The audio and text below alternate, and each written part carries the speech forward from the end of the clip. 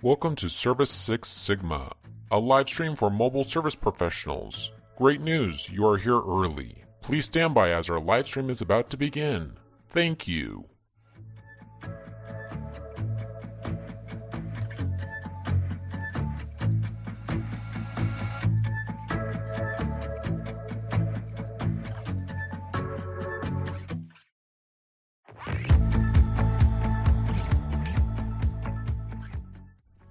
Did you know Service Six Sigma has 6 sectors? Here they are: attract, convert, deliver, control, scale, and give back.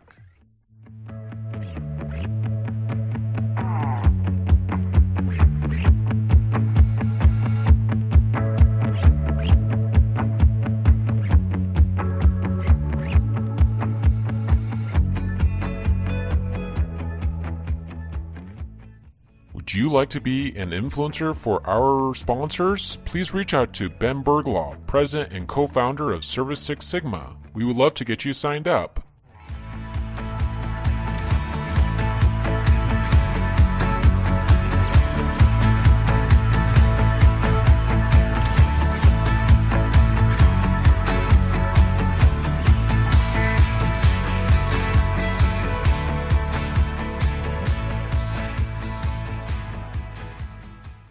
Please don't forget to send us your favorite videos and photos. We will play them live as we wait for our live stream to begin.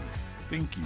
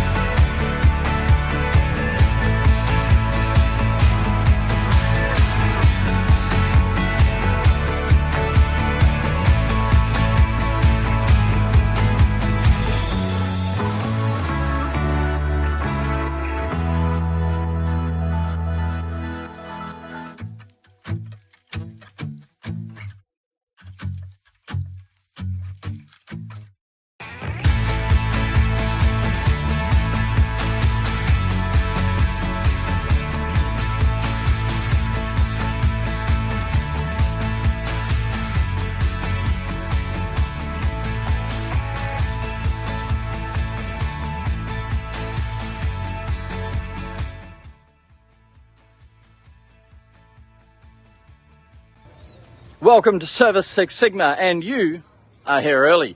So what we're doing, we just go live around 10 minutes before the hour, and that gives the algorithms a chance for YouTube, Facebook, and Instagram to let people know that we are live with service6sigma.com. And we will have a different guest every day, and we have a lot of fun, and we've got a whole lot of history of all the live streams in the service6sigma.com page. So hang around. We try and make this 10 minutes interesting. Hang around till the hour. If you are in replay, fast forward until you see that the scenery has changed, and that will be us starting with the guest. Okay, see you then. Catch you before you leave our live stream today. We are in fact live. We are just waiting for our live stream to begin. Please stand by as our live stream is about to begin. We go live at 7 o'clock p.m. Mountain Standard Time every single day, Monday through Friday, except for Saturday and Sunday. That is family time. But thank you for joining our live stream today. Please stand by as our live stream begins and wait and watch our commercials.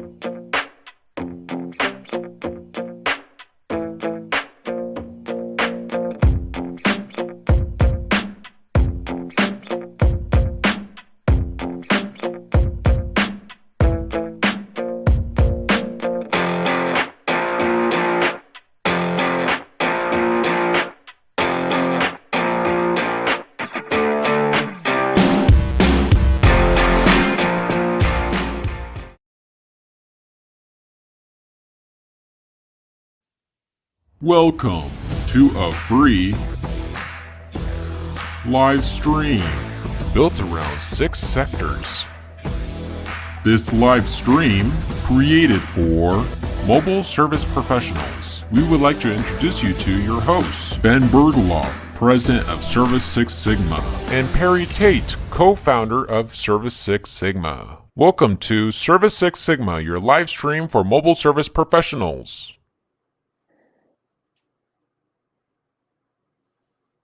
You're muted, Perry. Yeah, unmute me. Hey, here we are. Yeah, we're live now. Okay, so that sounded really professional, didn't it?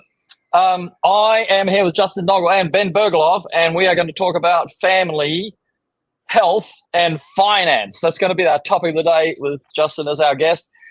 Just before that, I'm going to quickly run through what is Service Six Sigma so that everybody gets a hang of it. 90 seconds, here we go. So Service Six Sigma is for the service industries. That's our plan, right? We're going to reach out to carpet cleaners and roof cleaners, as well as our pressure washing, Christmas lights, snow plowing, window cleaning team that we know, all over the world. And we're going to look to see ways that we can cross-pollinate what's working for one industry might work for another. And, we'll all be able to do what is called Six Sigma. Six Sigma is a business term. You can go to Wikipedia and look it up. And what it means is basically that we're going to perfect our businesses, right, to the point of no errors. That's Six Sigma. Like airlines, except Boeing, are Six Sigma, and the nuclear industry is Six Sigma. So it's the best that can be humanly possible by the elimination of the things that go wrong. So those are your systems and processes. How do I deal with it? So that there's redundancy and all sorts of things like that. So that's our Six Sigma. Then we broke business into 6 sectors so that we can talk about them. So the 6 sectors are attract. How do you get a customer? That's your marketing, influencing, social media, all that kind of thing. You attract a customer to you, then you have to sell them. So sales is convert. Then you've got to deliver the service. That's your tools and techniques and your on-site safety and all those sorts of things. So that's ACDC. ACDC, Stairway to Heaven, that's how you remember it. Control, those are your admin, your systems and processes and all that. Once you've got that all worked out and you can replicate that process, then you're ready to scale. That means putting on multiple additional services and or putting on multiple trucks to deliver the services. And what we are, who our guests are the guests that will, with the knowledge that they've scaled, then they give back. So that's, you can give back to your community, which we had Paul No More on as one of our podcasts, but we're also looking, to the guys who have actually, got some wins under their belt. How do they give back to the community, to their team, to their family, to the industry, like that? So with no further ado, I shall introduce formally Mr. Justin Noggle. Yeah. You can't tell I watch UFC. I like the intro. I appreciate it, Perry. Yeah, from the blue corner, it's Justin Noggle. That's great. So I appreciate you doing the technical issues to start the podcast, so I didn't have to. I know before I was kind of having some trouble getting in, but that was great. So I appreciate that. This will be the first time that we've actually gone live without saying a word to each other. But it's a great way because it's just going to flow the way it flows, and what we love is the authenticity of being able to chat with people. No scripts, no preparation, and it's life. We have failure and success, and. But I think what we'll do is, because we came up with this, family, health, and finance, because I had this one, I say and it happens kind of thing. Like, you're a doer, obviously, and you get stuff done. But you said, no, that doesn't resonate with me. I'm a different guy to that, even though that's the result you get. So why don't we explore what happened when you're thinking about that versus saying, no, I'm more about this, Boy, what it was, I say, I do. Is that what it was? I think it was like I say, because you said, like, I get stuff done, I just, if I think I'm going to do something, I do it. And I thought, okay, I could, but you said, no, that's not me. Right. Yeah. So then you must have gone inside yourself and said, no, that is not me. I am about this. Yeah, I think I was getting a little too introspective. I say I do. It kind of felt cold to me. It was just, I don't know, it didn't resonate in me. It was just, not at all. I'm not a business person. I have a business that does well. It does well. It runs on its own now. I mean, for the most part, I'm here daily, but we have the systems in place to be able to run. But I'm not a business guy. I just want to build my time freedom. Nice. So one would assume that you gave me those 3 titles: family, health, and finance. That's your order of priority. Boy, yeah. I mean, family and health are both pretty important. I mean, if you're dead, it's hard to enjoy your family. So, yeah, the financial part, that's I guess that's important too. You need the oxygen. So, yeah. So let's go family. What? How many kids you got? So I have 2. I have my son Wesley is 5 years old, and then I have my daughter Harper, who's 7 years old, and they both are in school together. Oh, there they are. Perfect. Oh, okay. Ben, that was pretty smart. Yeah. That was pretty good. I like it. Holy dolly. That must be like my Facebook background by chance. Yeah, somewhere we pinched it out and we ran through your Facebook and looked for we kind of stalk people, Yeah. I like it. That's okay. Stalk me more. But yeah, obviously that's Harper on the left, and then we have Wesley on the right, and then my wife Nicole there next to Harper. So yeah, that's our little family. Look at that. They are going to school. See. Yeah, that's green acres. So you live in the country? We do. Yeah, we're out. We're north of Seattle. So when you called out Boeing for not being Six Sigma, I don't know. You got on my bad side there. I know, but I mean that whistleblower, he just got found dead in a car park with a bullet in his head. Yeah, is that true? Are you? Yeah. Oh, yeah. I never heard about that. Yeah. No, he was telling everybody what was going on, and he said, "Look, they changed all the systems, like, whatever." And he was going live on all these videos and things like that. Next minute, he's dead in a car park with a bullet in his head. Yeah, be careful who you out. I guess Boeing's pretty powerful organization. Yeah, it's sometimes we forget it's part of the military-industrial complex or the industrial-military complex. Right. Yeah. Yeah. We could go down a rabbit hole with this. Are we going?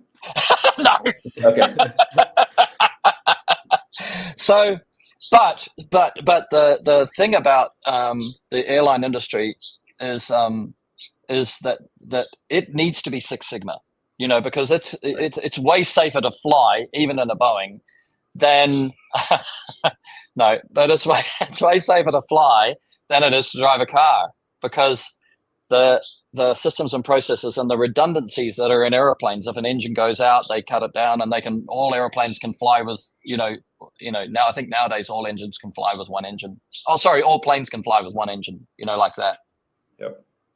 Yeah, it's super critical to have redundancy. I mean, I can relate to that. I used to be a commercial fisherman, so I don't know if I should tell my backstory at all. Yeah, I love it. Let's go. So that was essentially my whole life. So from 6 years old on, I would fly up to Alaska, and I would meet my dad up there, and from 6 to 10, I would just run the boat down with him. And then at 10 years old is when I started actually participating in the fishing. So, wow. Yeah. So we would go out, and halibut and blackcod were the target species, and the deep water offshore, right on the continental shelf, right where it starts to bank off. So we would go up there, and we would be up for anywhere between a month and a half and 3 months. And we would just, go out and make trips. But to tie it back into the redundancy, out on the boat, you're very isolated. We're 30 miles off the coast. I mean, up to 90 miles off the coast in some instances, and in a 47-foot wood boat. So if something goes wrong, it's kind of you, or you're yelling at the Coast Guard to try and get a helicopter to you as fast as possible. And they're not as quick as you would think. So we always just tried to have redundancy built in on everything. We had backup parts for every single fail point. And that was what my dad taught me on the boat. And I was able to, and now I carry that into the business. And so we have redundancy built in for jobs, and so we don't have the downtime. Let's go down this rabbit hole. Yeah. Because this is something that's completely unique, to find somebody who's actually worked in an environment and brought it into the industry. So there's going to be little things that you did by nature that other guys might go, nah, I haven't done that, you know, because I wouldn't think that, or I would whatever. So, you know, how do we do that? Maybe we talk about the times that the redundancy has saved you, the ones you can remember, you know, because that's probably the easiest way to access, you know, what you did intuitively, because I imagine you've done it intuitively first, you know. Right. Yeah. I mean, it's pretty much daily. There's always going to be something that breaks. I don't know if I said, we're exterior cleaners. So we wash roofs, houses, blah, blah, blah. And then we do Christmas lights. So anytime we're running a pressure washer, a soft wash system, something like that, that's an old picture. We don't pressure wash gutters. Yeah. Anyway, but anytime we're going out, our systems, I mean, they're pretty robust systems. They're skids that get forklifted in the back of the truck. They're massive, and there's sometimes they get pretty complex. We try to simplify them as much as possible, just so that there's less. Just so there's less fail point. And right. And Ben, we got to remember this term, everybody, fail points. I don't think that's an industry term, right? But it's the right term. It makes sense. Immediately you hear it, fail point, fail point, fail point. Where are my fail points? What can fail? What has failed, isn't it? Yeah. So I've bought, I don't want to go down this rabbit hole, but I've bought systems that are extremely, they're awesome in theory, but in practice, they're not, because they have so much complexity to them that something is going to break. It's Murphy's Law, right? When you go long enough, everything's going to happen. So, So we've gotten to the point where we simplify it and try to get it down to as bare bones as we can, but as efficient as possible. So here in the Northwest, moss grows like crazy. So we're pressure washing a lot of things. So we need a beefy pressure washer that pushes a lot of water, a lot of gallons per minute. And then we have, we just run 12-volt pumps where we're going towards gas pumps. But with our 12-volt pumps, we always have 2 on the truck, and they're plumbed already, which is really cool. Right. So they're ready to go. They're both in the same housing, and you just take a banjo fitting, pop them off one, pop them onto the other if one fails, because it's going to fail. It's just when. Yes, that sounds very much like a deep fishing boat to me. It's going to fail. It's just when. Yeah. Okay, so what do you have a toolbox which has got all these pieces in it that you go, these are also this are my repair things? Mm-hmm. And is it accountable? Is it? Do you survey it in a sense, once a month you got to go through that box, whoever is the driver of the truck, and he's got to account that everything's there? Yeah. Hopefully David's watching this. He's my operations manager, and yes, we are looking at it with a fine-tooth comb, right, David? That's something that's been a bit of a pain point, and that's why I emphasize this. It was just we have a. I'm all about checklists. Right. So if I don't have it on a checklist, I won't do it. I'm kind of like Ron Burgundy, with the teleprompter. I need step by step, or I swirl out and I forget what I'm doing. So I have a checklist on Fridays where we have a toolbox that goes in each truck, and then it has separate compartments for each individual part, and then a picture that's a snapshot of it. And then a checklist that you go down to make sure that each part is in there. And it's a little bit, I think there's too much friction in it is really what the issue is. It's not so easy to just look at a glance and see it's missing. There's too much friction. So I need to reduce that by a bit, Yeah, we also think about that because it's basically the accountability. And the other one is, when you take a part out, maybe the real issue is that when something is taken out, there's a system to replace it. If you have one of these super duper fridges and you take, your cheese out and you don't put it back, then the fridge says, hey, you need to order more cheese. It's kind of like, if the worker sent a message to the operations manager, I've just used this part. then it's in the system that a part is missing from his box. I don't know, like but if a part is missing from his box, Murphy's Law says that's the bit which is going to go, Yes. that's the bit he's going to need. Oh, yeah. And that's do you run? Go ahead. Go. No, you go. Okay. Yeah. And okay. So that's why even the toolbox is overloaded, because when that part doesn't get replaced, we want to have a part that can replace that part that didn't get replaced. So we have redundancy built into redundancy. Yeah, so 2 is 1. That's what I was about to say. 2 is 1, 1 is none. You run that basic.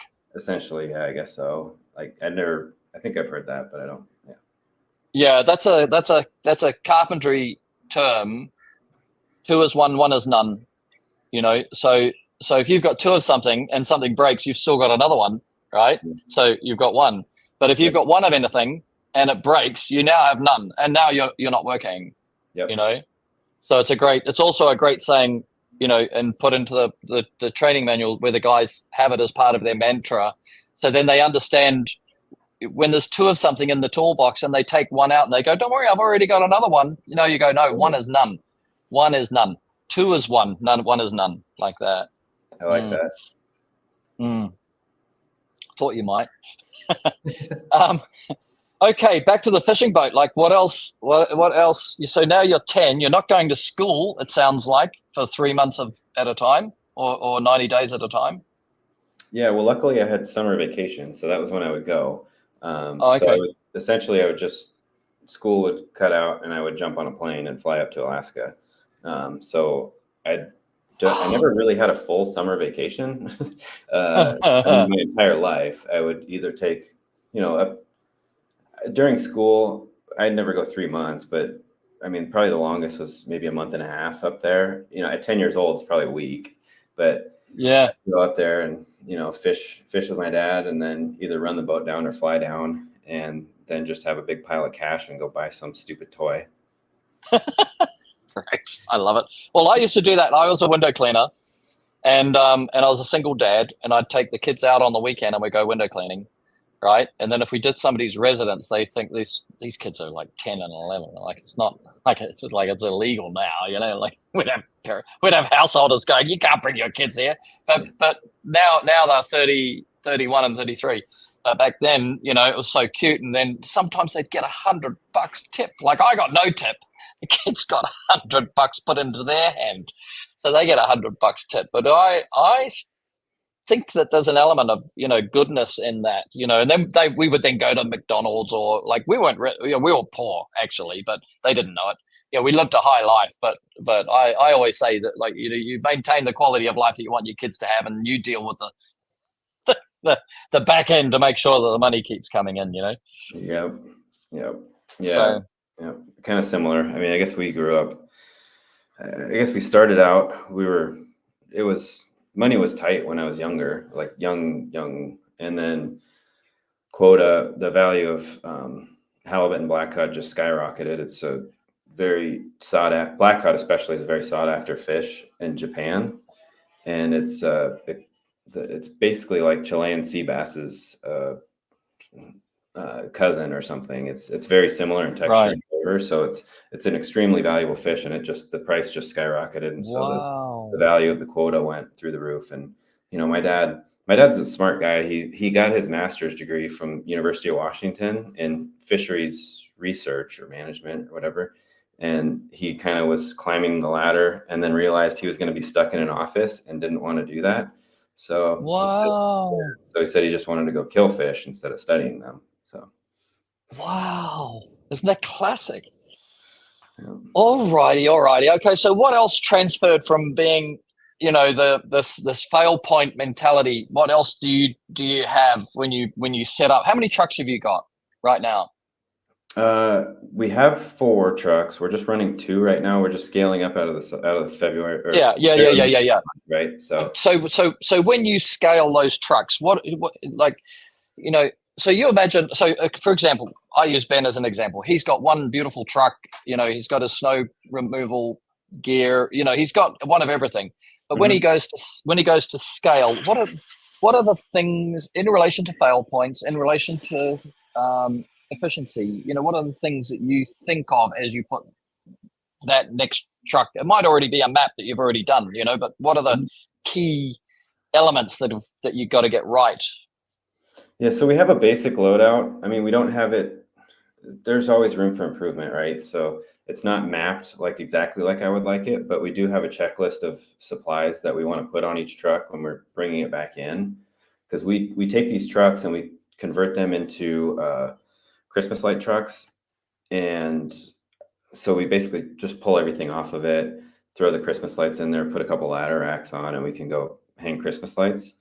And so then we just strip them down again after light season, and then forklift in a skid. Luckily, our neighbor has a forklift, so they just throw it in there for us. That's great. Yeah.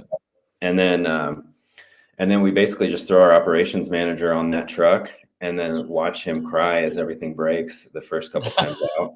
And he just fixes it, So we try to test it here, but it just, things are going to break. It's when it sits for a few months, it just happens. Right. So, all right. So it's just carrying the bits. Yeah. Carry the bits. Yeah. Good. Yeah. It's going to break. Good. It's the Jocko thing. I think John Karmazin told me about that one. Yeah. There's definitely, my one is, which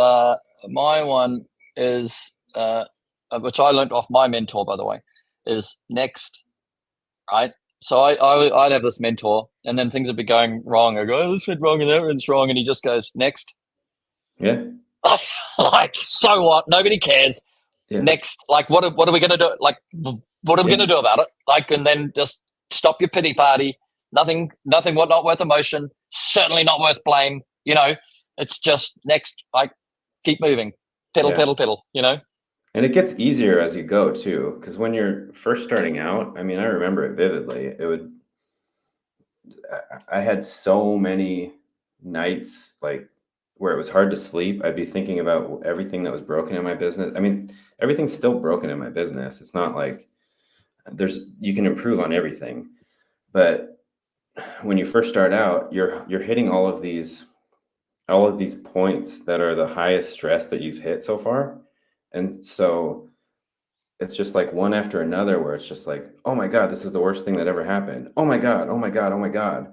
But then as you are exposed to it more and more, like the worst thing that's ever happened to me, it shields me from the little things now. So like, I mean, somebody calls in sick, who cares? A piece of equipment breaks, whatever, like somebody like, I don't know. I mean, somebody broke a piece of whatever. Who cares? I got taught this saying that if you imagine a rubber band, right, then it's kind of like compared to the rubber band, but it's when you stretch a rubber band, it returns to the same dimension. But when you pull a human being, they never return to the same dimension. Yeah, I like that. Yeah, we become that. And I taught Harrison to drive in our transit van. Like we had a long wheelbase, high top transit van with a tailgate. And then I got him to get all the basics together. And then I took him into the worst road in Sydney, which is 3 lanes that should be 2. They just squashed another lane in there. And he's like up above all the other cars looking down going, that car's close. And so he goes away from it. I go, oh, you're getting too close to the car on this side. As I said, if you can drive a transit van down Parramatta Road, everything else is easy. I guess that's one way to do it. I don't know if I would go straight into that. I couldn't. I mean, my nerves would be shot by the end of that drive. I mean, I've got to stop, start, brake, steering, all that stuff. I've done all that on off-road, like off in the private roads. But then I go, okay, you're ready. Like, let's go. Like, yeah, I'm definitely not doing that with Harper when she turns 16. Yeah, no. Okay. So, yeah, that's amazing. I like fail points. I think fail points is I'm gonna talk to Harrison about that. Just say like, I mean, I know from a manufacturing point of view, if you look at our history, we're like 12 years ago, we started and we just made plastic broom style brushes, and then we made constructor brush, which was a journey, and so many things, if you were delicate, nothing went wrong. But if you if you gave it to a worker who's rough, like a lot of things went wrong from time to time. And then every time something goes wrong, we get the report. It's uncomfortable. You don't like it, but you go, okay, now I know what I'm dealing with. And then, some guy drops it from 40 feet and says it shouldn't break it with a drop from 40 feet. And then I go, well, I'll see if I can stop it from breaking from 40 feet. You know what I mean? So it's still that whole process of trying to get it so that it can handle all environments, but it's still, and everything reach it has spare parts, replaceable parts. Like our brushes, if your bristles get torn up on bricks, over a period of some places in the world, they've got brick frames, and then they're cleaning the edge of the window, but actually the bristles are, if they're really close to the edge, then they'll just run the bristles against bricks, and eventually the bristles will give up a bit and start distorting. But then you can still take the bristles out and put new bristles in. You know what I mean? Like it's right. What you're talking is my logic as a manufacturer. Is like I try and think, okay, well, when that guy can't work with my product, some people bagged us out in the days because we used to have a little tool. We still have a little toolkit of the potential fail points with spare parts in there. And people go, oh, that's because Reach It breaks. I go, no, it's not. It's because it costs you $1,000 if it breaks, right? So it cost me 10 cents to put it in there. So I put a 10-cent part in there so you can make $1,000 a day. And you're welcome. Yeah, like. Or you could buy a $1,000 new part. So, yeah.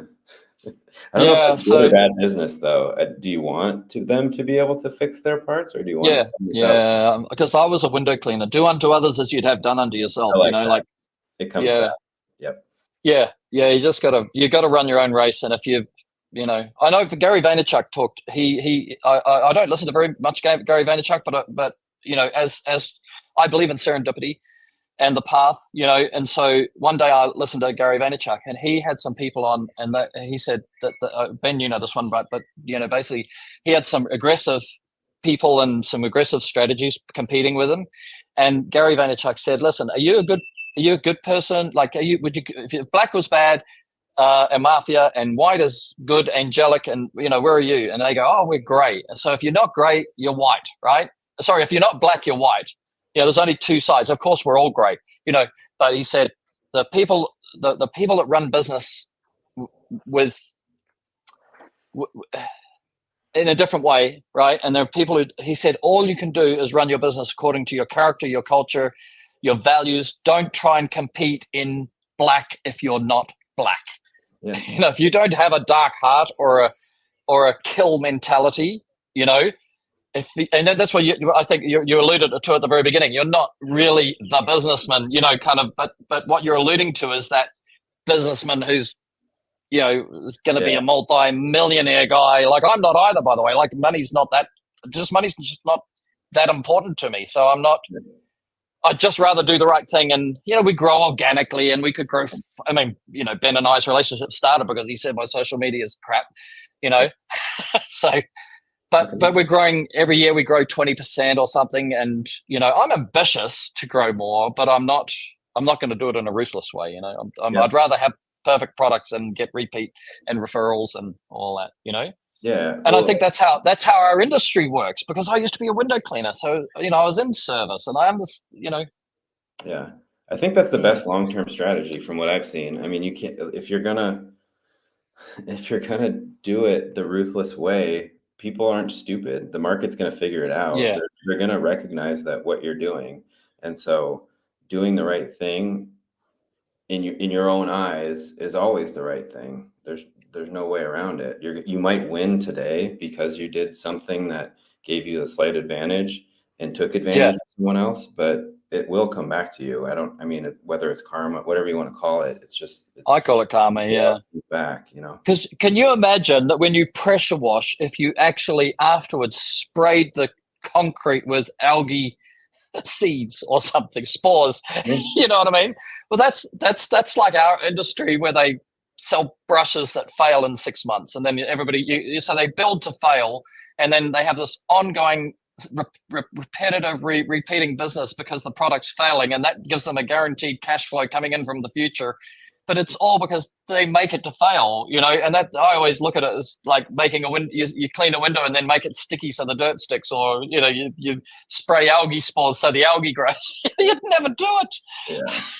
Yep. No, it's just a turnoff. I mean, I've dealt with vendors like that, and I know I've been through a lot of different products, and I'm not going to do business with some of those products that are going to fail quickly. Yeah, or especially you, right? Yeah. Because you have this thing about fail, right? Yeah. Fail points. Yeah. Oh, yeah. When it's too complex, don't put it in front of my face. Just keep it simple. Right. Let's get the job done, and minimum viable product. Throw it out there. See if it works, let it fail, and then when it fails, do it a little better.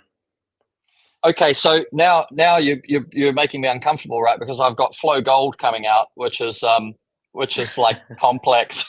It's like beautifully complex. Go for it. Go deep. Fine. Yeah, I'll keep up. But inside it, right, it's beautiful, and inside it is serviceable, right? So if a pump fails, a pump can be replaced, So we've got 2 pumps, we've got a super battery, we've got solenoids, we've got, so you can use it with a tank or not with a tank. And, it's really it's complex compared to anything else on the market. My answer to that was to make it serviceable. Mm-hmm. Does that work? Yeah. In the Justin Noggle criteria. Yeah. I mean, I'm not selling you. I'm just saying we're talking philosophically. No. I'm just talking philosophically. Like if something's more complex, if it's more serviceable, does that make it more acceptably complex? I suppose. I mean, I don't like complexity for the sake of complexity. It needs to have a function. Otherwise, get rid of it. So if it's not serving me, I throw it away. Like I guess. Give me the best example. My best example, I mean, at home. Okay, so my best example is put a beer in my hand and a fire in front of me, and I'm happy. That's it. Like throw away all of the stuff. Get that stuff away from me. I don't want things. Right. Keep the things. Right. That's anxiety. Like, oh my gosh, that's gonna break. So I mean, a fire and a beer, that's about as simple as you can get. So I mean, I try to carry that on to the business too. I mean, at home, we do the spring cleaning and just like anything we can send to Goodwill. I mean, as soon as my wife says yes, it's gone. Get it out of here. So at the business too, here, if we're not using it within a few months, like sell it, throw it away, get rid of it, so we don't have to see it. Just keep it out of our way. We want down on the floor in our warehouse. We want to have just the parts that the technicians need on a day-to-day basis. And if those are not needed on a day-to-day basis, put them upstairs where we can go access them later, just so that there's less to look at, less clutter. It slows you down to look at things that you're not using. Yes. It's an interesting definition of efficiency, and it makes sense once you get to you've scaled to 4 trucks, where you've got to have them on the road and off the road, and you've got to be able to change them from one service to the other, because that's a complexity from the structure of the business. That you've got seasonal functions that van has to do. So you got to keep that transition as simple as possible too, I guess, isn't it? Oh, and it is. I mean, it can be simpler. We just grab a forklift, go stick it under the skid, lift it up, and then put it on the floor. And then we go and we just bolt on 2 ladder racks and call it good. We go hang Christmas lights. Call it good. Yeah. That is interesting.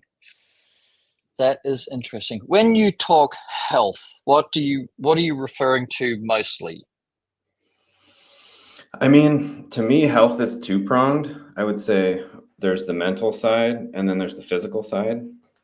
And both, I don't know if one's more important than the other, really. They both feed off of each other. So for me, I mean, I'm just like anybody else. I think I have my high points and I have my low points. And, for me, I'll have some high highs and I'll have some low lows. And, just recognizing that in myself and having ways to turn it around when I am at one of those low points is pivotal for me. And I found that in the 5-minute journal. I don't know if that's something you've heard of. No. Okay. So this is, and honestly, I'm sure you know Michael Hinderleiter, right? Yeah, we interviewed him 4 or 5 days ago. Yeah. Oh, perfect. Okay. So yeah, Yeah. so he's a friend of mine, and he posted on his Facebook about the 5 Minute Journal. He bought it for his daughter, and then he started using it. And so I was like, oh, that's kind of interesting. He showed me kind of what it was. And I had learned from a counselor years past that showing gratitude is a really quick way to get out of the negative spin cycle. Yes, absolutely. So what I would do is I just have notes on my phone, like the notes app or whatever. And I would just go, I'd write 3 things that I was grateful for that day. And right before I went to sleep. And, it was really tough because I was in this like super negative spin cycle where everything, like the world was falling apart and like nothing I did was working. Everything was breaking, just like extreme, like panic attacky, like literally like hyperventilating panic attacks, Yep. Yeah. So what got me out of that was the gratitude and playing my son's Mario game. I don't know why the Mario game. Wow. But it's a distraction, I suppose. But so that gratitude was, was key for me for that. And then he showed me this book. I posted it on Facebook, and so I bought a copy immediately for myself and just started doing it every day. And I took it with me, and I have to admit, my consistency is never consistent. So I go days and days without using it, but in my head, I'm still telling myself what I'm grateful for that day and speaking it out loud to other people and just letting them know like how much I appreciate everything that happened. Yes. And so I've like infused it into my life, and I've gifted this book to multiple people. And like, I mean, it's brought some crazy things. Like the opportunities that are coming my way now are just, it's incredible. So it's almost like living in a dream or something, Wow. Well, this is like, the secret when it came out like 10 years ago, it's also gratitude and affirmations. I think I didn't get it deep into it, but you watch people's lives transition, from being a normal human being, having a human experience. And then there's an element where the harmonic of your life changes. If I said it like that, you're kind of going up a tone scale. I know tone scale is a Scientology term as well, but it is like, going up on a piano, like ding, ding, ding, ding, ding, ding, ding, and you're starting to resonate at a different level. And then all of a sudden there are all these other people who are resonating there, and you get a harmonic with them. I don't know if you know, but the piano, obviously, I'm sure the piano is a string instrument. But one of the things that blew me away was when I learned that if you hit any C on a piano, all C's hum. Right? Whereas on a guitar, you hit C and it's only C hums. And that's what gives, apart from the resonance from the casing of the piano, but that's what gives the piano this magic, is we can't hear those other C's humming, but they're humming. And then that as a metaphor for this, the harmonic of where you're going and who you're attracting to and who's attracting you. And, if you're vibrating in the woe is me, I hate my life, and everybody's an asshole, you're going to find a whole lot of, negative people. Like, you're going to get a whole bunch of followers who are going to love you because that's your harmonic. Yeah. You start climbing up into the gratitude, giving, sharing, helping, there's a load of people that are up there that you'd never find as a negative person. Yeah. Oh yeah. And it's the kind of people that you want to be around. And when you're down in that negative mindset, you are attracting that, but it's not, nobody wants to. I mean, maybe somebody does want to be there, I guess, but in my opinion, it's not a good place to be. You wouldn't want to be them. Once you've, I've we've all had our dark days, and you go, no, but the people that you see living in that, the mafia gang, those are the micro cultures, that kind of live 100% in that, you know? Like, they might be happy in what they are too. They might not be negative. They're just, that's their thing. yeah. You know? Oh, sure. Yeah. Yeah. I don't know. I mean, when I Hey, think of, honey, what did you do today? I shot a guy, you know, like, you deserved it. Whatever. You know? he deserved it. That's it. I'll tell you something interesting, because in Thailand here, there's a lot of people from Russia, right? Like, some of them holiday, some of them out, some of them. My neighbors are Ukrainian as well. And one of the things that's fascinating is that because the Thai people are the happiest people on the planet next to the Filipinos, right? So Filipinos and Thai, they just do happiness all day long. Smile, smile, smile. The life doesn't have to be happy. You just do happy. That's how you live. And it's a wonderful, wonderful culture, right? But the Russians, right? Everybody's complaining about the Russians. The Russians are so rude. They come across as rude. They're not actually rude.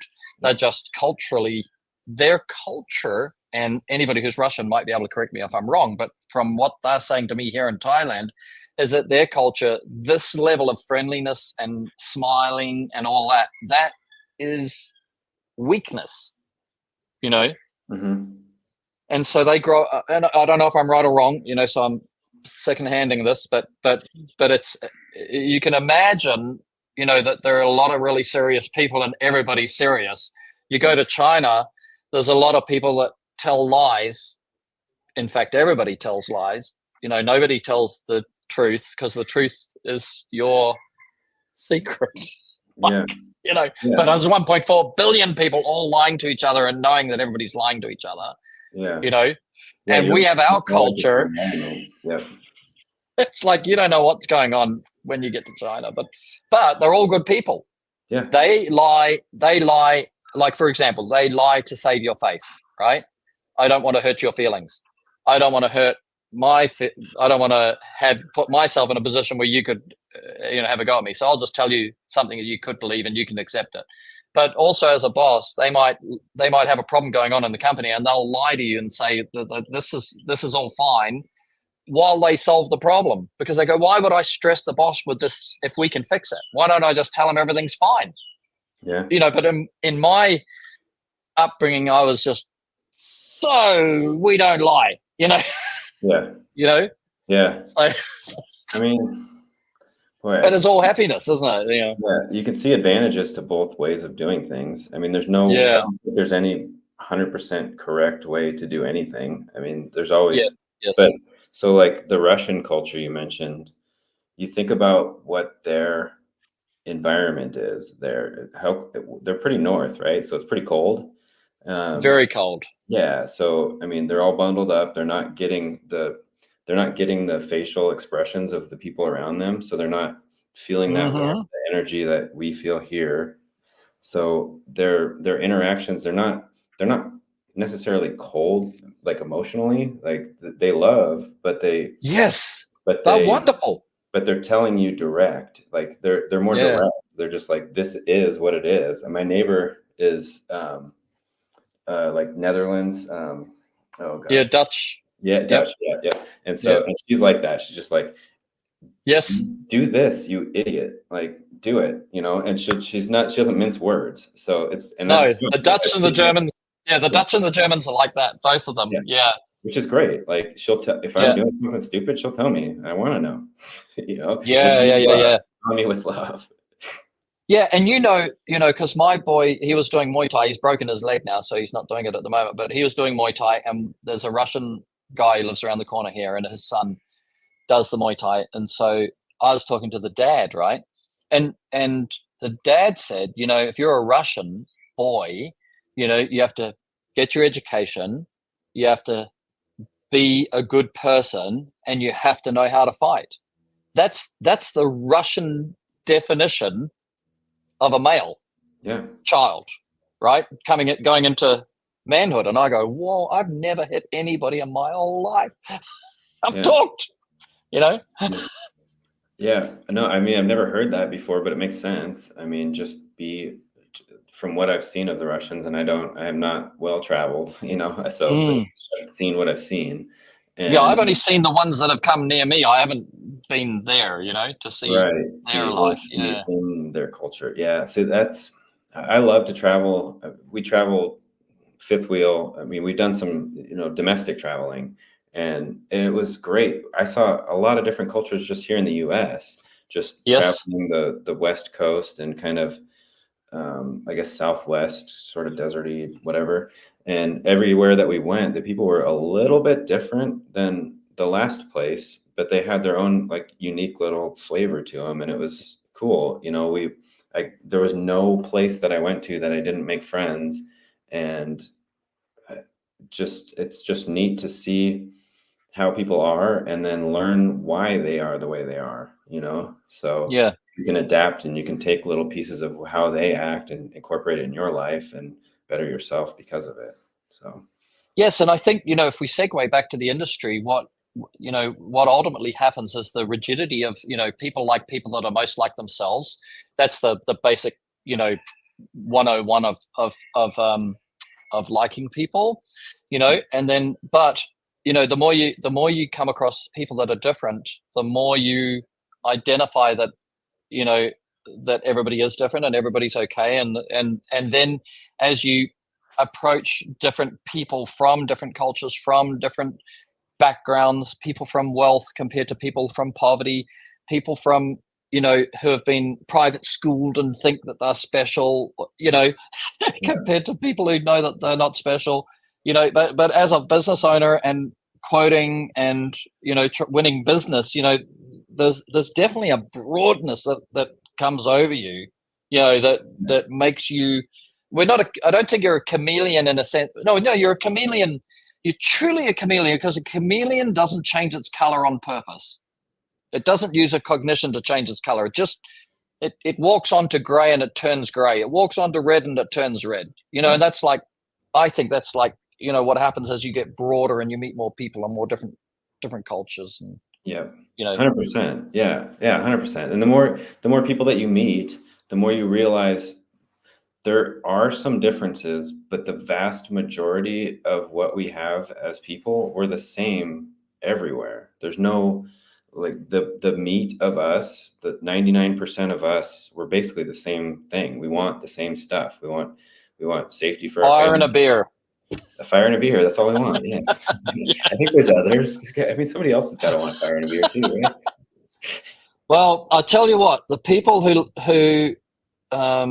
like, I'm living in, this is my background here. It's a reflection on the glass, actually, but I'm living, in a village, in Thailand on the water. And, but I concluded that I'd been over urbanized. That's my term, right? And that's where I really noticed that you're in the countryside, right? Because I grew up on a farm, and when I got custody of Harrison and Bree, 20 years ago, the first thing I did is got out of the city and took them to a farm. We rented a 5-acre farm, and took them. We had horses and cows and dogs and ducks and geese and ferrets and little. Then I went and rented a place on the river, which like in the slow part of a river, and then we got a little dinghy with an outboard motor.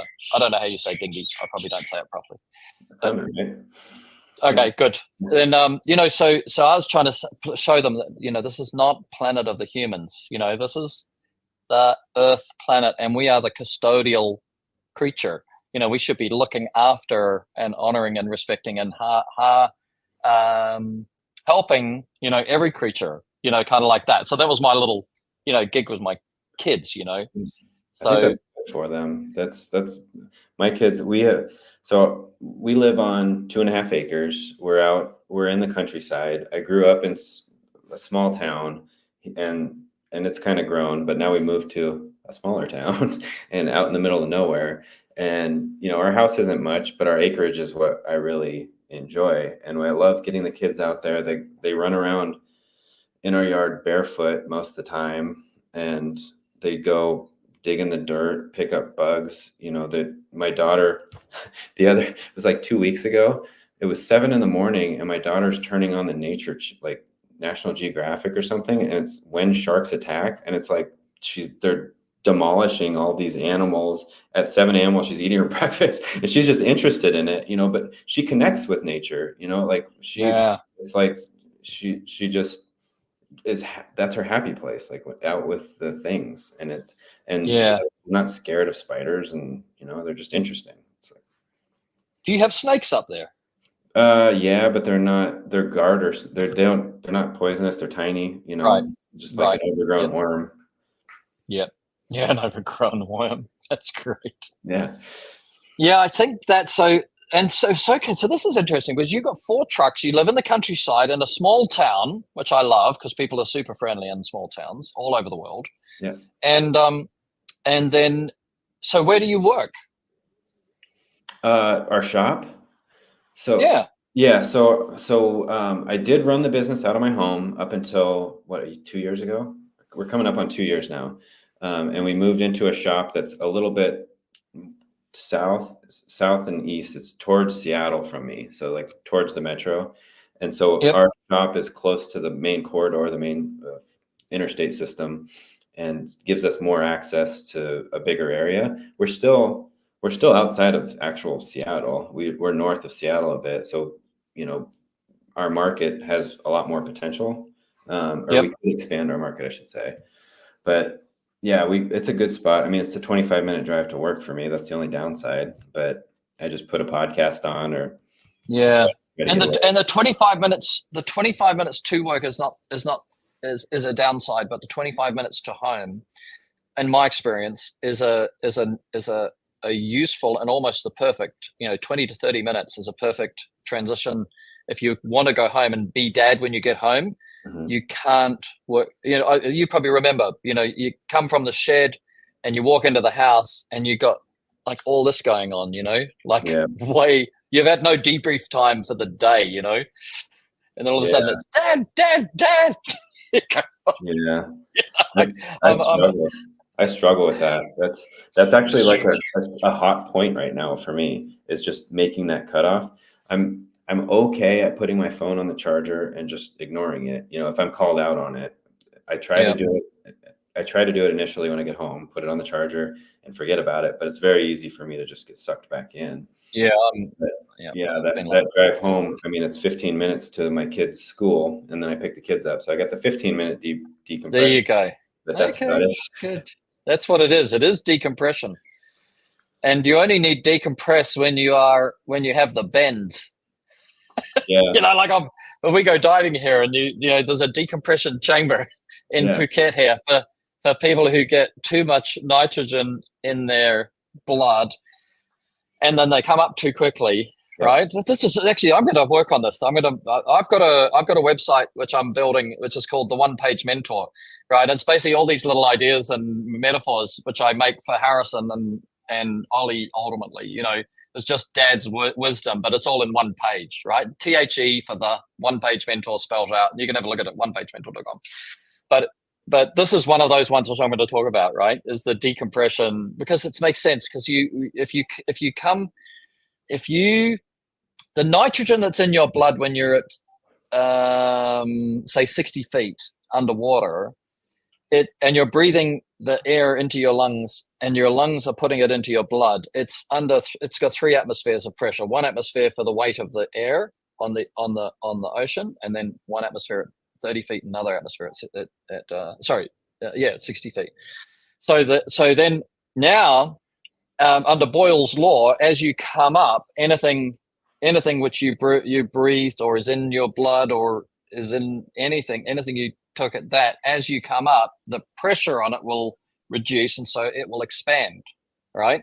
So that's why you have to always breathe out on the way up. You can explode your lungs in 6 feet, near the surface. If you took a breath of air at 6 feet under and held your breath and then came to the surface, you can kill yourself like that. But when people go diving many dives in a day, and then so they have a nitrogen, residual nitrogen is left in their blood, excess nitrogen, and then they come up, and then they come up too quickly from an emergency usually, then the nitrogen actually turns into bubbles, and then you're in trouble. So the only way to fix the bubbles is to recompress you, right, and then slowly decompress.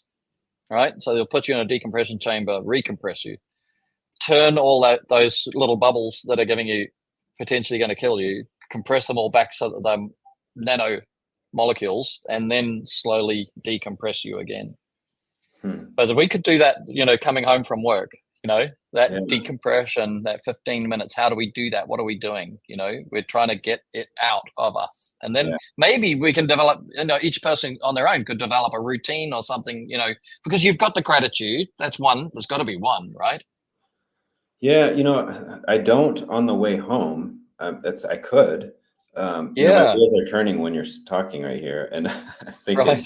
I like that analogy with the bends. Hopefully Nikki's watching this, my wife. So if I come home and I am obviously still compressed and I'm getting the bubbles escaping, you need to recompress me and send me back to work, I guess, and then slowly bring me back out of work. Yeah. Or even just say, hey, go down the paddock, solve all your problems, compress, and as you solve the problems, you'll decompress, but something's still on your mind. Something's still, isn't it? Oh, like last night we were. No. But enough of them. Got to get them to a manageable level. Last night we had JC Chinowski and his beautiful lady Angela, right? And he was coming on, and he said, "Oh, Angela's coming. I'll go and get her." I go, "No. Like whatever she's doing that she's not here, let her get all that done. So when she gets here, she's cool to be here. Yeah. Yes. Otherwise, her brain will be going like, I didn't do this and I didn't do that." Yeah. Yeah. They're great people. JC's awesome. He got me into Facebook. I should say Sam, my coach Sam Gimble, it got me into the Facebook. And in December I started posting like crazy for my business originally, and then I moved it to the personal side, and I just saw a ton of momentum pick up. But JC, I saw him at some convention, and he told me to do 20 days in a row of lives, Facebook lives, which, I'm actually an introvert. I don't know if it comes across, but it's big groups and me don't do very well. Yep. But going live it's not like there's really a person there. It's just you're talking to your phone. So initially it's hard. The first time going live is heart racing. But anyway, he got me into that, and it's just amazing how it's taken off from there. It's just a really cool thing. I don't do it as much, but what? So tell us about that, because that's obviously one of those little gems that Service Six Sigma likes to hear. Mm-hmm. What do you mean? Well, what do you do? So you go live, and then what's the outcome of going live for 20 days? What happens? Is it an internal change, or is it that all of a sudden Facebook algorithm sends your neighborhood to you? I would say it's more of an internal change. I probably gain an audience from it, I suppose. Right, but that's not your goal. The goal is actually, a transformation of your something. Yeah, maybe. I don't know. It's probably twofold. I just did it because JC told me to do it. So okay.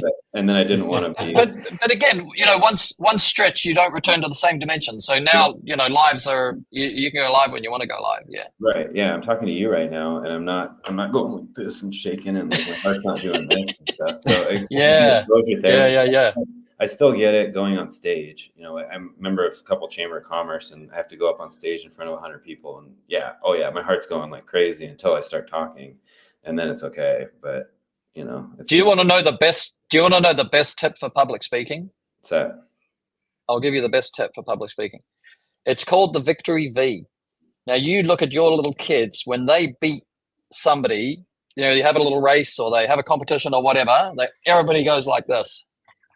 Blind people, blind from birth, win a race and go like this. They've never seen anybody do it. Nobody told them to do it. It's built into your wiring. Yeah, I don't know what it is. So what I do is, and when you do the Victory V and you hold it for 2 minutes, the testosterone goes up and the cortisol goes down.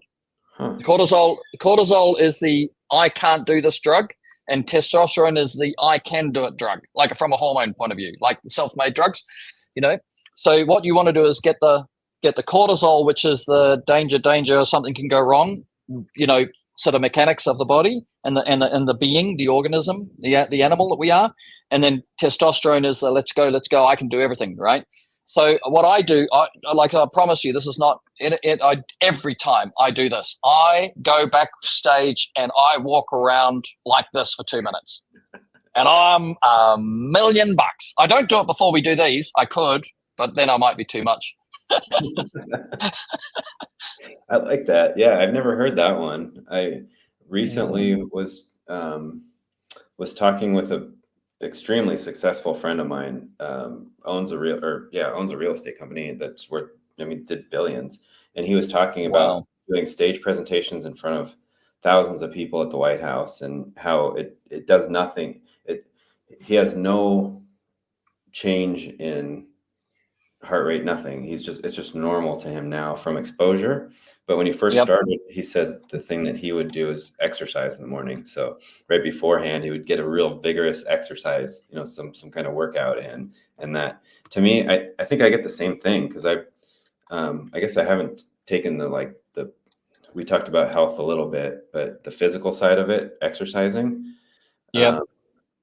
that's been something that I've worked up to, and I still am not perfect with it, but it's getting more consistent. And I notice a massive difference in how I feel throughout the day. And I was in the locker room.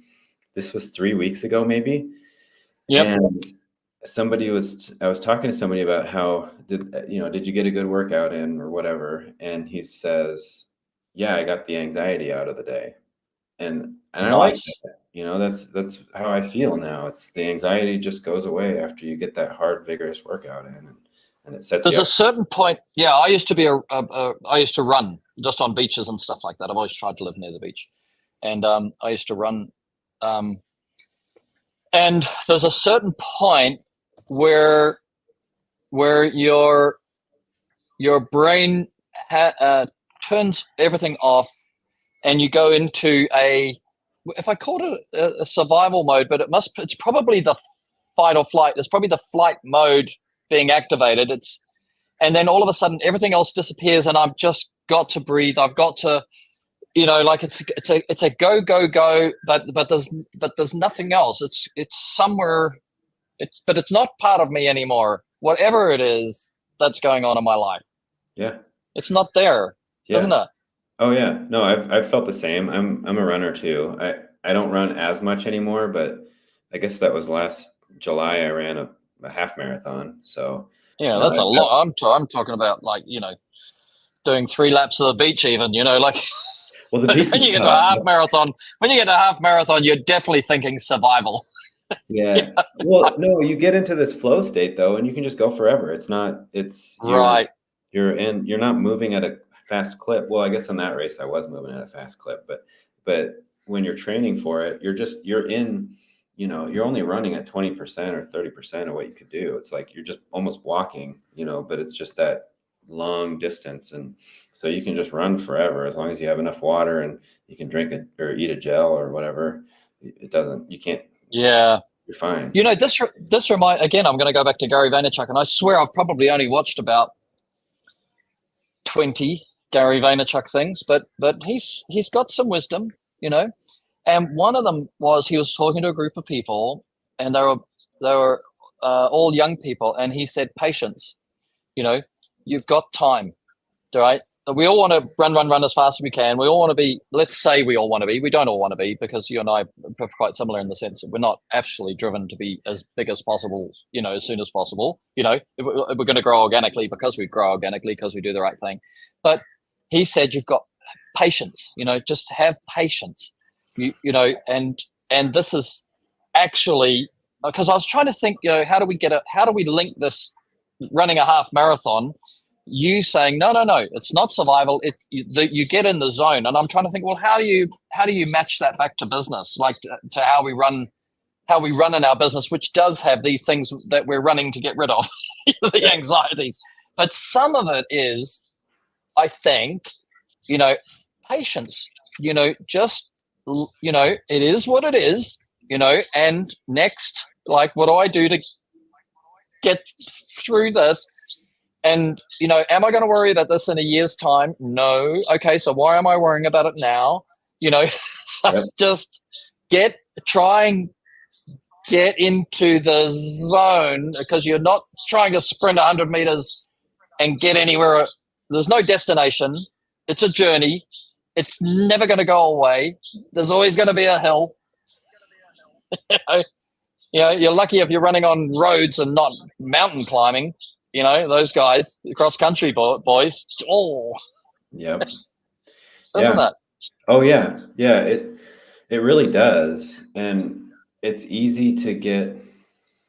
I mean, for me, something that I've struggled with is falling into a comparison trap, because you see on Facebook, if you go in there, if you dig through, everybody's posting their wins, right? So you're gonna see, if you especially if you're not doing exactly what you want and you're looking at Facebook, it's a huge problem, because you're gonna see and compare yourself to their best day, and it's your average day. So people aren't posting their lows, they're posting their extreme highs. Yeah. So it's really easy to fall into that trap.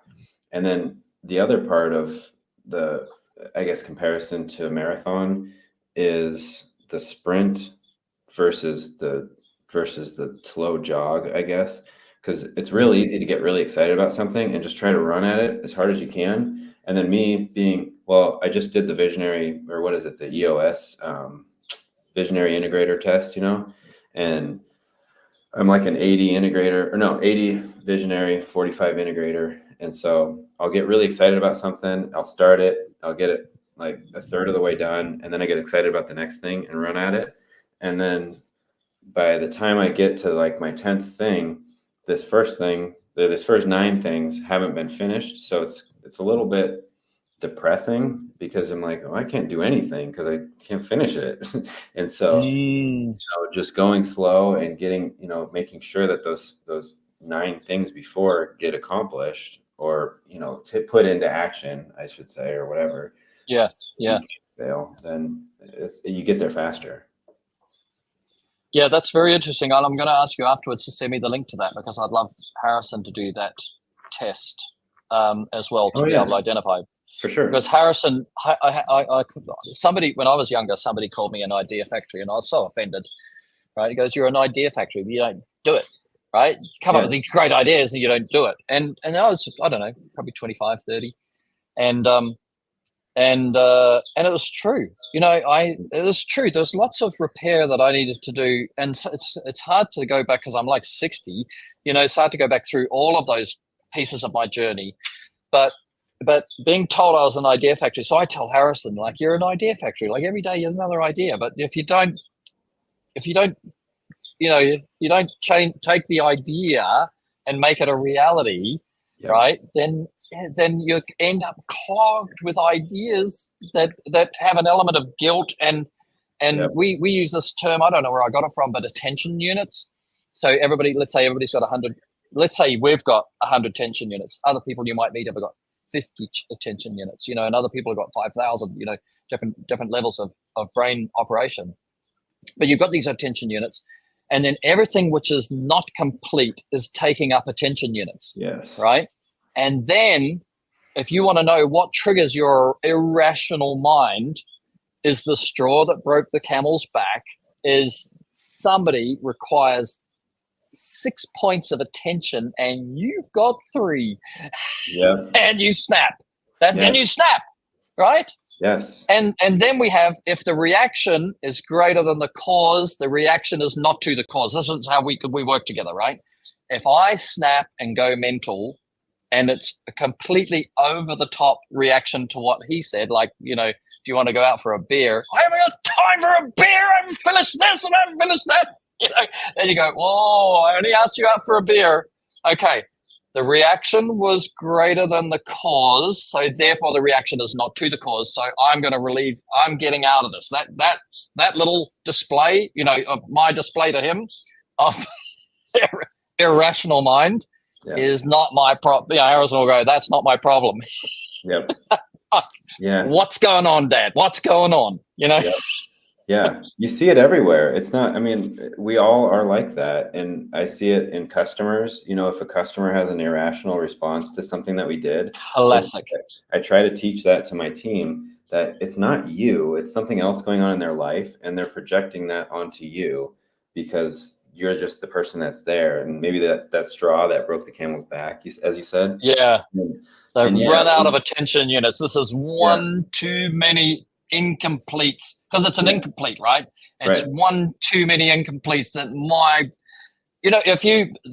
the human mind can only handle in consciousness 7 plus or minus 2 pieces of information at any one time, okay, right? And we can come another day. We'll come back and talk. Or we'll talk offline on how to prove that, right? okay. So we're running a small RAM, like in computer language, running a small RAM, and then we've got a large hard drive, which is also spatial. It's very much like a disk. People store, you can watch their eyes, and when they remember when they're 5 years old, 10 years old, 15 years old, 20 years old, and you see their eyes move to different places to pull back the memory. So it's very much like a spatial hard drive of all the things that have ever happened to you in your whole life, right? But this little RAM, and so we can only handle 7 plus or minus 2, and we're shunting like the computer does. We're shunting stuff in and out of this 7 plus or minus 2, right? And then we just get overloaded, and there's no space for it, and then we either dump it, or we blow up. Yep. So it's just letting people understand that there's not, that person at that moment doesn't have any space left for anything to go wrong. But their granddad could be in hospital. Their husband, she could have found a photo of a pretty girl on the husband's phone. The kid's just been pulled in by the principal for saying something wrong at school. You got no idea how many attention units could be absolutely being consumed with, and this very nice person who's beautiful, right, is just past their capacity. Yep. Yeah. Another way I've heard it mentioned is open loops is basically what you've got going. You've got these open loops that you need to close and take action and be off of your plate. Like you need to be able to kick it off. And so for me, one thing I was struggling with this just a few weeks ago, maybe a month ago, and I posted about it because in our warehouse, we had just a mess going on, and I wanted to accomplish getting it cleaned up or something like that. And we had this spreadsheet, and we'd put stuff on the spreadsheet, but it would never happen. And so I was looking for a better solution, and Trello, the software, was suggested to me by a lot of people. And so we started playing with it, and now we've made Trello boards for my office side and my admin side and my technical side, and then I have my own personal brain dump, and it's been great. So we put, anytime I have a thought that can't be executed on like that, then I put it into the Trello board or put it in somebody else's Trello board on my team, and then I don't overwhelm them because Kelsey is the most patient person on the planet, probably. She's my office manager, but I'll sit there and I'll Voxer her. We use Voxer as a walkie-talkie app. And I'll Voxer her like 10 things in a row. And, I'll just have a thought. I'll go, Kelsey, this. And then she's like, whoa, like, what do I do? Like, what am I supposed to work on? Which one of these do I execute? Yeah. So now we've got the Trello board, and I dump everything into the Trello board, my random crazy thoughts. And then on Thursdays, we have our leadership meeting, and we'll go through there and we'll sort it and we'll prioritize what to work on first, and then dump the stuff that's dumb ideas from Justin. Yeah. Well, we use, and I got it like from I think it's called Priority Management, Time Management Program, maybe 30 years ago. It's a paper-based one, but it had the 4 Ds. So everything which happens it's got to be one D is applied to it, and do it now, right? It's got to be 3 to 5 minutes maximum, right, for a do it now, because you shouldn't have anything more than that available for all the do it nows. But if you can do it now and get it done, it's off. Never delegate a do it. What can be do it now? Second is delegate. No. Third is delegate. Second is decide when. Okay, I can't do this now. Decide when you're going to do it, and then allocate it there. Yeah. The third one is delegate it, where you give it to a teammate, right? And the fourth one is dump it. I'm not going to do it now. I'm not going to give it a time to do it because I can't imagine doing it for having the time to do it.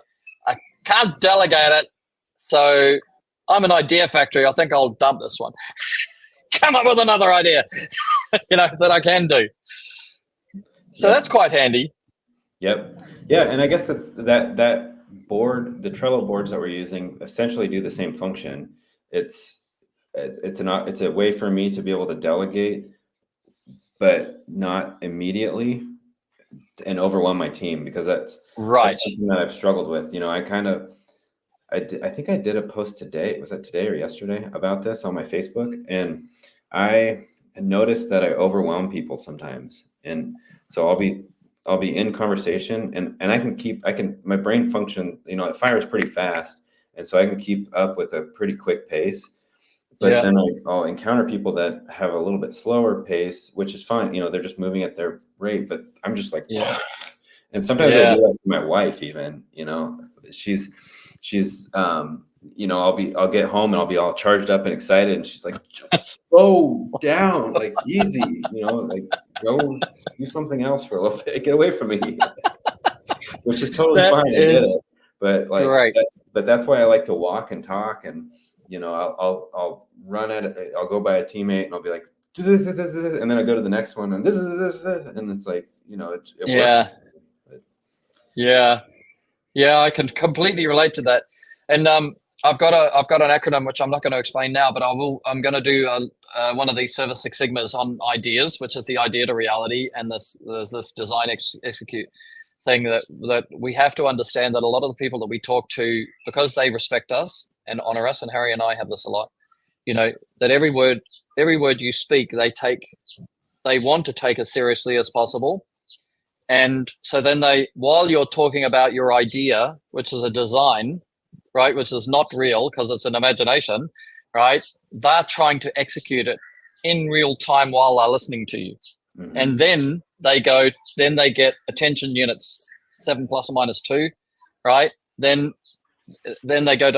you watch their eyes glaze over, right? It means they've hit an overwhelm point, and we didn't chunk up, right? We didn't gather all these little pieces, and we can call that plan A, so we can talk about plan A because we've got like 6 little pieces in this, and we're going to do this and this and this and this and this and this, and then he's trying to execute each one.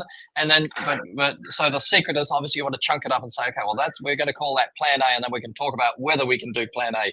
He can handle plan A because that's just one piece. Now I've got 7 ± 2 - 1 left in my brain, right? It's an interesting. It's a journey as a communicator, as a visionary, as a dreamer, how to get that across to people who want to execute what you're saying, and you're just running the future. Yeah. Oh yeah. Yeah. It's really, really hard for me to be present. I want to be, and I try to be as much as I can, like intentional about, hey, this is cool, appreciating it. Like, hey, this is amazing what I've got, that gratitude, appreciation. Yeah. That brings me back to like the time I'm at, but I'm always in the future. I'm not, the house I live in is just the house that I live in. It's not the one that I'm gonna be in some crazy mansion, whatever, and I don't care about the house or what, all that stuff, but we're gonna have everything we want. We're traveling to wherever we want to go. We're doing everything we want to do. It's very clear to me that that's happening. It's going to happen. Yeah. It's just a matter of when. And so, it really doesn't matter when, to be honest, because it's almost like it's already happening. Yeah. No, I love it. I really love that, and it reminds me, and then we'll work our way to wind this up. But there was a guy who was a car manufacturer in the UK the car was called the Morris Minor. And I've never forgotten this story because it resonated with me when I was very young, and I didn't know why, because I've always been ambitious and always thought I need to be a millionaire and a multi-millionaire and all that sort of stuff, because I was conforming with all of the sales training and personal development programs that I was in, and everybody's going to make you a millionaire and everybody's going to be a millionaire and I'm going to be a millionaire and all that. And then this guy, it was just a simple article about him, but he was multi in today's language, because he had one of the largest car companies in the UK. and he lived in a 3-bedroom house, and every Christmas he would go out and find somebody from the Red Cross or whatever, collecting for the poor, and he'd put a £10,000 check, which in today's money would be $500,000, and he'd just put that in their little collection bin, but there was no social media, so these are just articles of people writing about him. Nobody got to interview him. I'll go and look it up actually, but it resonated with me because I go, see, I don't have to have this monument to myself called a mansion. I don't have to, even if I'm really, because I was trying to tie it all together. When I'm really rich, I'm going to have all this, and then I'm going to have all, because I've got to show everybody that I'm really rich or whatever. And there was this guy, and he just resonated with me. He's super rich, but he didn't need to show anybody, Yeah. Isn't it? Because and you come to the planet naked, you leave naked. Yeah. So the money is what flows through your human experience. And of course we want to have a reservoir, a dam of money for the kids, something which they'll have something to flow when, if life happens that way, Yep. Yeah. I mean, you're talking about somebody whose cup is full, is what it sounds like. So his cup is already full. He doesn't need to have this flashy thing, this big house, this whatever to show off. He's got everything that he needs already within him. And so, he's come to that realization. It's just the extra stuff is just a burden to him. And the IKEA guy, if you read up, the other one is the current one, the modern one. He died maybe in the last 2 years or something. But the IKEA guy always flew economy, like IKEA. I'm not doing that. He could have had his own plane. Yeah. No, thanks. I'm definitely going first class when I can. And only Delta too. So Delta, if you see this, free tickets, please. Okay. That's great.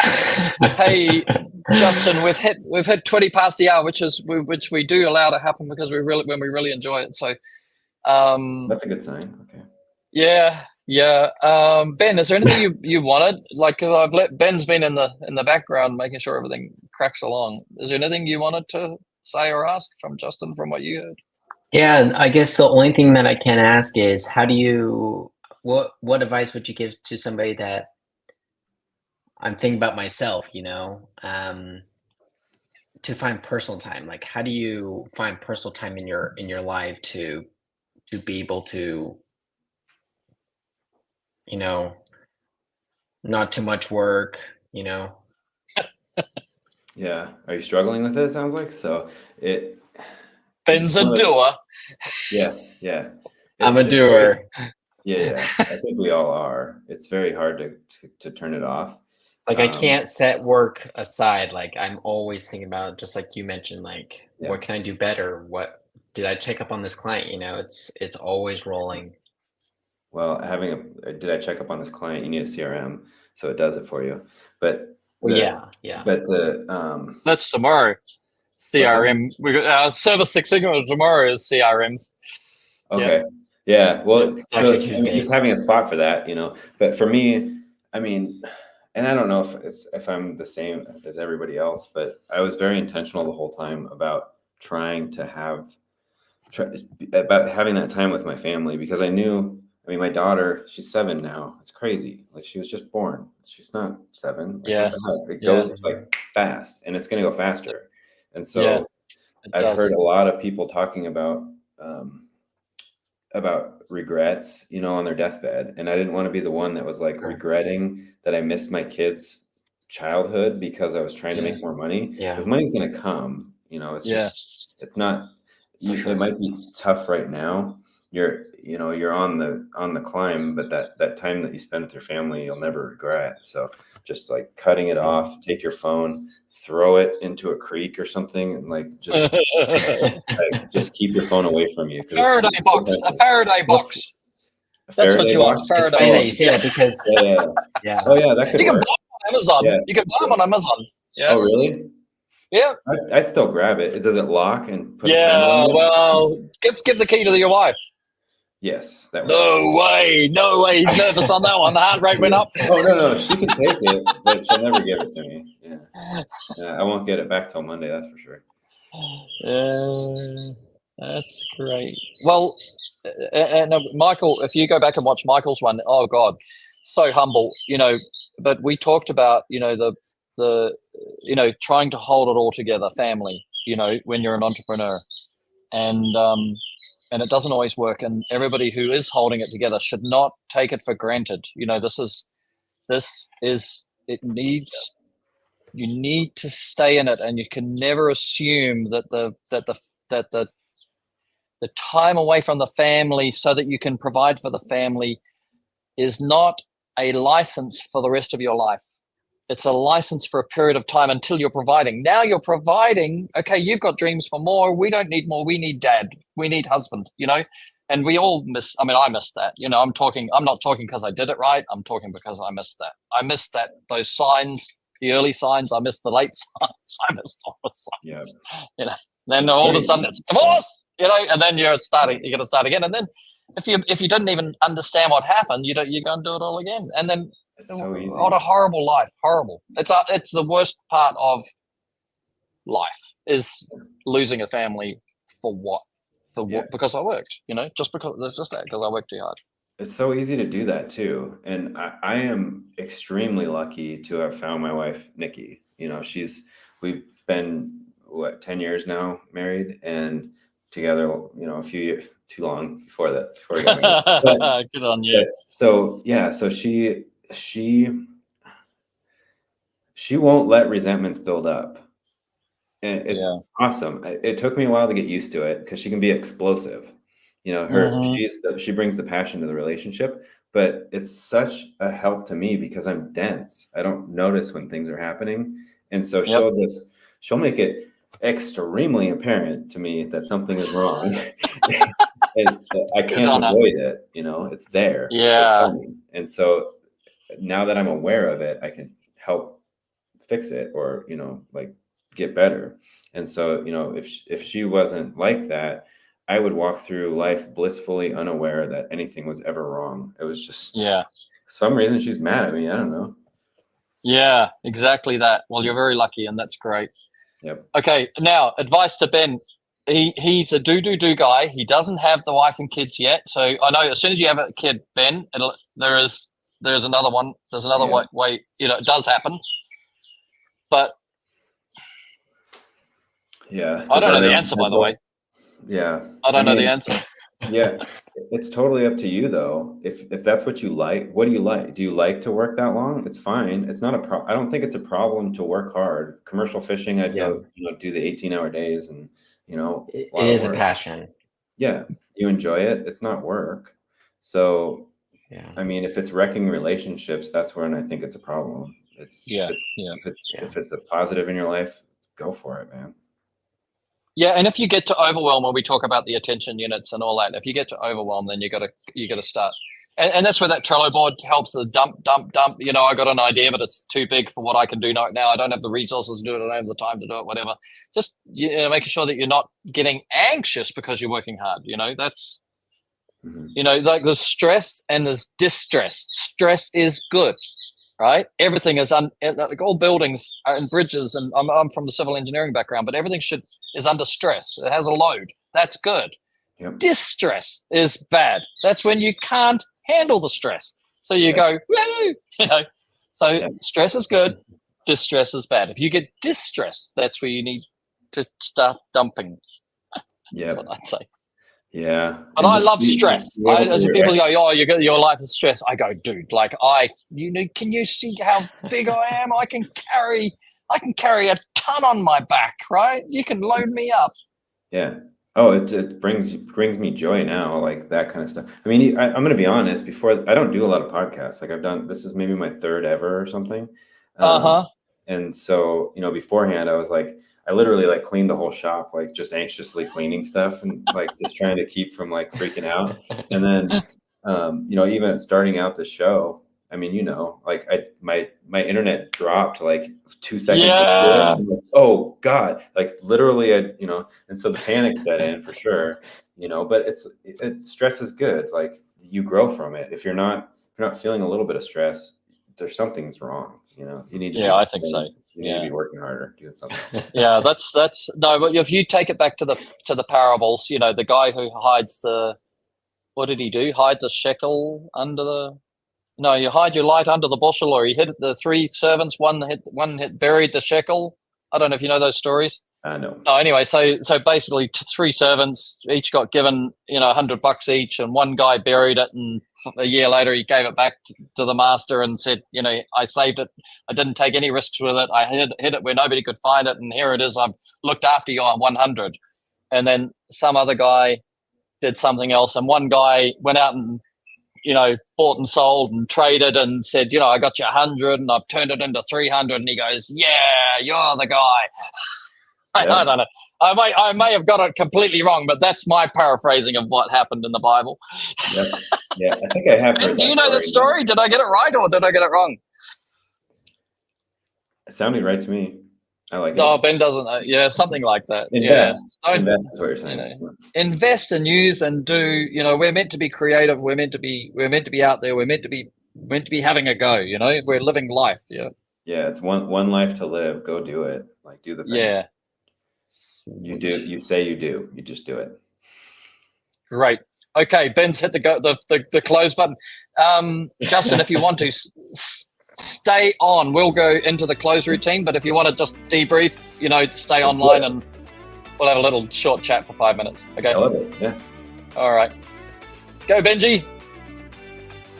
Okay, that is it, folks. Tune in tomorrow live at 7:00 p.m. Mountain Standard Time. Tomorrow we will be talking about flow rate. So tune in live.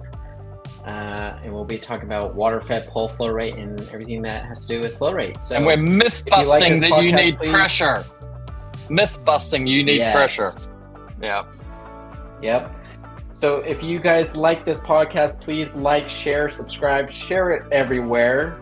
We really appreciate you sharing it, and we also appreciate you commenting during the show too. We appreciate the interaction. So I hope you guys all have an epic day, and we will catch you guys next time. See you later. Woohoo.